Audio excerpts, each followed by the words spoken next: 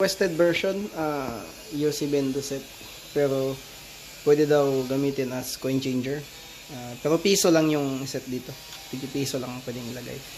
So nandyan siya, UC Bendo, press block as coin changer, tapos select variant by pressing button. Pwede ka pumili yung 1, 2, 3 para kung anong variant gusto mong bilhin. Pwede mo lang i-press yung block kung gusto mong gamitin as coin changer. So subukan natin gamitin muna as coin changer since ito man yung bago. Nalagay ko muna yung mga piso-piso dito. Sa yung block. So mag-beep siya twice, then mag-blink. Then this time iilaw na yung ating coin slot. So by the way, walang bill acceptor ito. So ikakabit lang, ilalagay lang natin yung coin. Let's say 10 piso.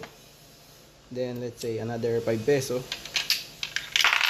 Then, so kung 15 na siya, i-press natin. So mag-change siya ng 15, i-move ko lang ganito. After ilang seconds, yun.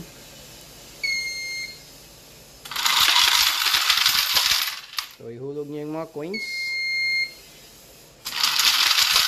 So, nag-i-stop yan siya every 10 pesos na nahulog. So, 1, 2, 3, 4, 5, 6, 7, 8, 9, 10, 1, 2, 3, 4, 5. So, 15. So, ganun lang siya kadali kung gusto mo siyang gamitin as coin changer. So, pag UC Bendo, pareho lang sa mga dating video ko.